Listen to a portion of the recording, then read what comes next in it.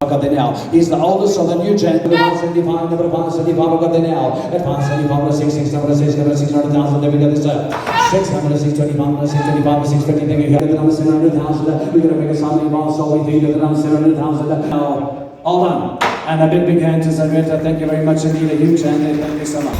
We're going to make a something about some McLaren 2, another number 60,000. I got 70,000. At 70, but 70, and number 70. And then we something about some McLaren 2, another number 70,000. Then we had a shot. 360,000, 300,000, 300,000, 75, got it now. I got 400,000 now. I got 400,000. I got 400,000. Then we got this. I got 100,000. 60-inch Stanley. And a 50, I got 600,000.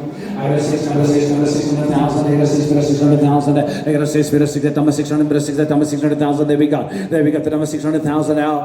And it's fair warning all through the bidders right in front with Carl. Let's make no mistake. We're going to close online, Liesel, just in case there's someone lurking here. But we have 6 with Carl. Charles, baie dankie vir die geleentheid. Ons het nou net ons 5de nasionale veiling klaargemaak. Die Ankole is in 'n fantastiese situasie in Suid-Afrika. Ons het baie goeie veiling gehad, net oor die 13 miljoen rand opbrengs. Ons het koeie verkoop vir 600,000 plus, daar's manlike diere verkoop 700,000 plus rand.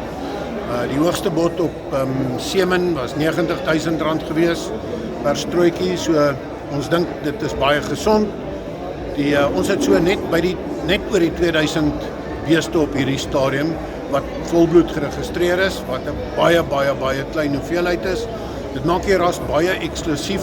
Ons het vandag 'n klomp nuwe kopers gehad. Daar's heelwat nuwe kopers wat tot die mark toetree wat ons baie opgewonde maak oor die mark. Die ding wat 'n mens moet onthou is hierdie ras is so veeldoelig. Op hierdie stadium is die genetiese diversiteit die groot ding waaroor dit gaan om die genetika in te teel. Ons het 'n baie beperkte voorraad. So die nuwe genetika wat ingevoer is, wat nou basies tot einde gekom het. Dit doen baie goed. En dan daar's baie goeie vooruitgang. Ek dink op hierdie stadium is nie net die genetika waarvoor ons teel nie. Die ekotourisme element van die beeste doen baie goed. Mense besigtig hulle by lodges waar hulle gaan bly. Hulle is baie mal daaroor. Ons is besig om die vleismark te ontwikkel. Ons dink die vleismark gaan baie goed doen. Essensieel is die Ankole vleis. Lê tussen wildsvleis en gewone beesvleis. Ons het gisterand 'n vol Ankole bil op 'n spit gebraai. Die mense was mal daaroor gewees. Dit het baie goed afgegaan.